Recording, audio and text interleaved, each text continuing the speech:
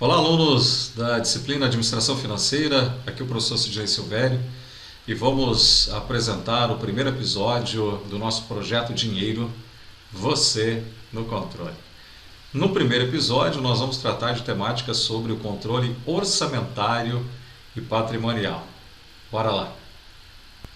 Muito bem, a gente começa com a reflexão de Derek Sivers. Não é o quanto você tem, é a diferença entre o que você tem e o que você gasta. Se você tem mais do que você gasta, você é rico. Se você vive barato, é fácil ser livre. Então o que importa, na verdade, não é o nível da sua renda. Salário mínimo 10 mil, 50 mil ou 100 mil reais. O que vai determinar a tua tranquilidade, as tuas reservas financeiras e o seu patrimônio acumulado ao longo do tempo é a poupança, a sua taxa de poupança, tá certo? Então, caminhando nessa direção, nós vamos apresentar para vocês alguns princípios financeiros, algumas ferramentas, informações relevantes para que você possa então se planejar. E a gente começa com os perfis financeiros, segundo a Ambima Datafolha. Então foi feita uma pesquisa com os brasileiros e a partir dessa pesquisa 5 perfis foram traçados. A gente começa falando do camaleão. Como o nome sugere, são pessoas que conseguem se adaptar, se viram nos 30 até o final do mês e não poupam, né? Infelizmente aqui você tem uma linha de tendência que demonstra exatamente uma taxa de poupança nula, né? Não é um costume, uma rotina, pessoas com esse perfil guardarem dinheiro. Então, 29% da população se enquadra nesse perfil. Então, a gente está falando aí alguma coisa em torno de 62, 63 milhões. Se você olhar o relatório do SPC Brasil, é exatamente o montante de brasileiros que estão endividados com dívidas médias de 4 mil reais. O segundo perfil é o perfil do despreocupado. Então, você tem aqui uma linha de tendência também não muito definida, irregular, altos e baixos, mas sem sair do lugar, tá certo? Então, os despreocupados, eles costumam também gastar de forma imediatista, sem pensar, dificilmente são organizados, dificilmente trabalham com metas financeiras. Então, para essas pessoas, o dinheiro foi feito para gastar e dar prazer. Então a poupança aqui ela é muito baixa, ela não é constante, ela não é perene e ela é irregular. Conquistas acontecem ao acaso. Então 11% da população, ou alguma coisa em torno de 13 milhões de pessoas no Brasil. O terceiro perfil é o perfil do sonhador. Então aqui você tem altos e baixos ao longo da trajetória profissional, mas da origem até o momento atual a gente percebe uma certa evolução. Por quê? O sonhador é inquieto, sabe que precisa de dinheiro, mas não é qualquer quantia que será possível transformar o sonho em realidade. Se declaram empreendedores e são pessoas que deixam o sonho conduzir seus passos. Então, 6% da população brasileira se diz se enquadrar nas características desse perfil. O quarto perfil é o construtor. São aqueles que crescem devagar e sempre. Eles gostam de ter o controle da situação, cuidam do dinheiro dia após dia, mesmo que em pequenas quantidades. E representam, pessoal, 30% da população. Então aqui também é alguma coisa em torno de 65 milhões de pessoas, né? Pensam 2 vezes antes de gastar. Então a linha de tendência é bem definida, trabalha de forma planejada, também racional, e as metas são alcançadas. Sempre devagar, mas de forma constante. E finalmente, o quinto e último perfil financeiro do brasileiro, segundo a Ambima Datafolha, que é o planejador. Quando você olha a linha de tendência, é um crescimento constante, exponencial. Geralmente essas pessoas com 30 a 35 anos de idade já conquistaram a independência financeira, já acumularam patrimônio para viver de renda passiva, o dinheiro, o capital trabalhando para eles. São pragmáticos, planejadores e têm o crescimento do próprio patrimônio uma fonte de prazer. Possuem reservas financeiras, tanto de emergência como de oportunidades. Também estão atentos às oportunidades que surgem, tanto no mercado financeiro como no setor real. Calculam meta de crescimento de forma racional. Então, a gente tem aí cerca de 45 milhões de pessoas, né? 22% dos brasileiros se dizem enquadrar nesse perfil. E com qual deles você se identificou mais? Lembrando que, por pior que seja a situação financeira pessoal, sempre é possível, com planejamento, escalonamento, mudança de hábitos, sair aí de uma situação caótica para a posição de poupador e investidor. Ok?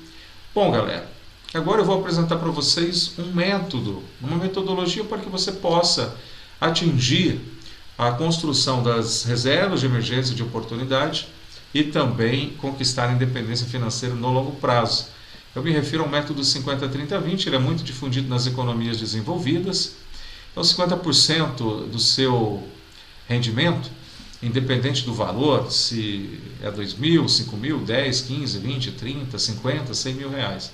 Aqui é princípio, e princípio a gente não muda, a gente procura seguir. Então, as despesas essenciais, alimentação, aluguel, transporte, água, esgoto, energia elétrica, entra nesta categoria.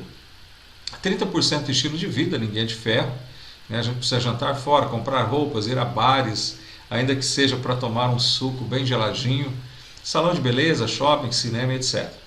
E 20% é poupança, taxa de poupança, poupança para investir. Infelizmente, a taxa de poupança agregada do Brasil é 10%. Você tem aí cerca de 30% que consegue esporadicamente poupar, né? A gente viu que a partir do sonhador, aí indo para o construtor e depois o planejador, já existe alguma taxa de poupança, mas para 30% dos brasileiros que conseguem sobra financeira, eles poupam irregularmente. Janeiro conseguiu, fevereiro e março já não deu certo, daí vai lá de novo em abril. Agora, aqueles que são regulares, então essa taxa de regularidade ela cai para 10% a 13%, tá certo? Mas se preparar para o futuro, criar os fundos financeiros e também metas, né, que sejam exequíveis é muito importante. E para facilitar a nossa vida, existe a tecnologia. Então nós vamos indicar o gerenciador financeiro online, o aplicativo, o app Minhas Economias, que você instala no smartphone, tanto para o sistema operacional Android, como também para o sistema operacional da Apple. E ainda é possível acessar o site e usar no tablet, no desktop ou até mesmo no computador pessoal. Ele é 100% gratuito, ele permite que você crie contas e tenha na palma da mão, né, por meio do smartphone, gráficos de pizza, relatórios em Excel. E diante das dificuldades, né, questões de saúde na família, desemprego, você pode então identificar as gorduras que podem ser cortadas. Beleza? Fica aí a dica para vocês. Espero que seja útil, tá certo? Bom, nós estamos falando de construção de patrimônio a partir do controle orçamentário e financeiro pessoal. E o importante, pessoal, na capitalização composta é o tempo. O montante, ele é o capital que multiplica 1 mais a taxa de juros elevado a n, que é o tempo. Então, há um fator primordial que vai fazer a multiplicação do capital ao longo do tempo. Então, existem ativos que vocês podem e devem investir melhores do que a caderneta de poupança na construção das reservas de emergência, que você precisa de um ativo com liquidez diária. Então, CDB liquidez diária, por exemplo, do Banco Digital, do PagSeguro, PagBank, você vai encontrar em uma taxa de 110% CDI, hoje algo superior a 14 pontos percentuais. Para a liquidez diária, é show de bola, uma vez que a poupança está te remunerando aí um pouquinho mais do que 7%, ok?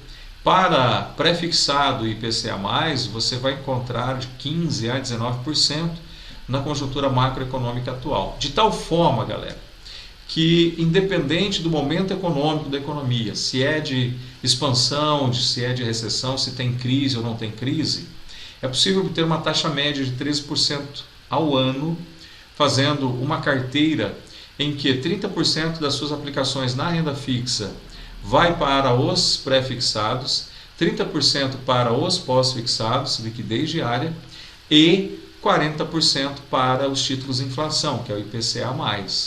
E o banco C6 Bank, né, que é também um banco digital, em que o JP Morgan tem a metade das ações, é uma instituição também que tem para os produtos pré-fixados, CDBs pré-fixados IPCA+, uma taxa muito interessante. Você vai encontrar também bons produtos em bancos de investimento, como o BTG Pactual.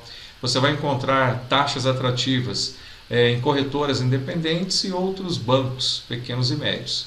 Então você tem que levar em conta a questão da liquidez, a questão da tributação, a questão da garantia do Fundo Garantidor de Créditos do FGC e, além disso, né, os seus objetivos, as suas metas de curto, médio e longo prazo. Eu vou fazer uma demonstração, supondo uma aplicação de R$200 nessa simulação de carteira que eu acabei de mencionar. Então, de 20 a 65 anos. Então, aqui vamos imaginar um jovem do sexo masculino. Então, até a sua aposentadoria, depositando R$200, aplicando, né, melhor dizendo, nesses produtos de renda fixa, qual seria o resultado? Olha, 2.450.000, ok? Se você realiza, né, o cálculo da renda passiva, já descontada a inflação e também o imposto de renda, seria um salário de 16.000 por mês. Salário mínimo é 1.212, pessoal. Salário mínimo pelo Diese é 6.300 e alguma coisa. Então a gente está aí praticamente com 15 vezes o salário mínimo. Então, de fato, seria um patrimônio suficiente para viver de renda passiva. E o que vai fazer o milagre da multiplicação é o tempo. Ó. Porque nos primeiros 15 anos é como se você não estivesse saindo do lugar. Mas a partir do 15º, olha que crescimento maravilhoso. De fato, a gente pode dizer que foi o milagre da multiplicação do capital. Então, seguindo aqui com o Dinheiro Você no Controle, a gente vai falar um pouquinho sobre o uso consciente do crédito, que é você utilizar de forma cuidadosa e inteligente para evitar endividamento excessivo.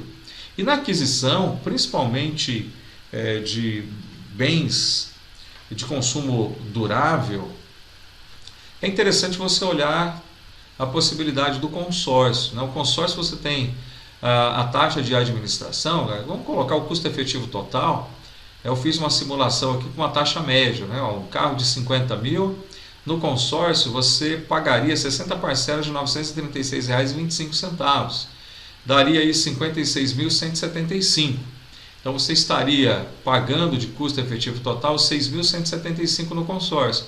Olha o financiamento, parcelas de R$ 1.369,60, que daria um valor final aí de R$ 32.175,90, quase o dobro, tá certo? Do valor que você estaria financiando. Então, procure usar o crédito de forma consciente e o consórcio, se você não precisa de imediato do bem ou do serviço, o consórcio é algo muito interessante, principalmente nas cooperativas de crédito. Tá? Você vai encontrar as melhores taxas para consórcios. Um monitoramento, né, de score de crédito, que é uma pontuação que vai de 0 a 1.000 pontos. Então, um score até 300 pontos é considerado ruim, de 300 a 700 médio, acima de 700 pontos é bom. Mas você pode ter 900 pontos de score e de repente não conseguir crédito, porque o score é apenas uma das informações consideradas, né? Existem outros fatores na política de concessão de crédito de cada empresa, ok? Onde você consegue consultar a sua saúde financeira? No Serasa Consumidor, no Boa Vista e no Guia Bolso. Consultas gratuitas. Bom, não conseguiu pagar a fatura do cartão de crédito. Para evitar aquele parcelamento com taxas de 6, 7% ao mês, até chegando a mais de 20% ao mês, você pode utilizar esses intermediários, o PagBank, PicPay e Recarga Pay, que você usa o saldo do cartão de crédito e consegue fazer Pix, consegue fazer também pagamento de boletos. Então, se você pagasse em uma vez, essas seriam as taxas. Olha que taxa baixa comparado àquele parcelamento da sua operadora de cartão de crédito. Não use isso aqui de forma recorrente, mas numa emergência, vamos imaginar que você tem 6.000 de limite, você gastou R$3.000 e não consegue pagar a fatura total. Então você pode usar os 3.000, se você parcelasse, por exemplo, em 12 vezes, ó, essa seria o custo efetivo total. Ó, parcelou em 12 vezes aqui na Recarga Pay, quando eu simulei, em fevereiro de 2022, daria um pouquinho mais de 21%. Então, transformando em taxa equivalente mensal, a gente está falando em alguma coisa inferior a 2 pontos percentuais, pessoal. Para o Brasil, isso é muito baixo, tá certo? Então, fica a dica, mas o uso consciente do crédito, isso aqui numa emergência. E para a gente finalizar o episódio 1, Dinheiro Você no Controle, eu vou falar do cashback, né? Procure potencializar poupança com cashback. Desses que estão projetados aqui, eu uso o PagBank, já usei PicPay, o AMI, tá? Existem outras. E aonde eu posso usar cashback? Postos de combustíveis, como posto Shell e Petrobras, alimentação, iFood, bares, restaurantes, supermercados, lojas, eletrodomésticos, móveis, decoração. Simulei a compra de 4 pneus, pagando em 12 vezes no cartão, eu ia receber 20% de cashback. Olha, diversão, Spotify, Gamerzone e outros. Recarga de celulares. Então, existe uma infinidade de possibilidades. Também usar pontos do cartão para comprar passagem aérea, programando a viagem de férias para as praias nordestinas, Caribe, Estados Unidos ou qualquer outro lugar. Então, pessoal, é claro, né, que você precisa controlar o dinheiro, o fluxo de caixa, porque é a sua taxa de poupança que vai determinar o sucesso ou fracasso na sua vida financeira. Tudo bem? Então, vida longa e próspera. Forte abraço.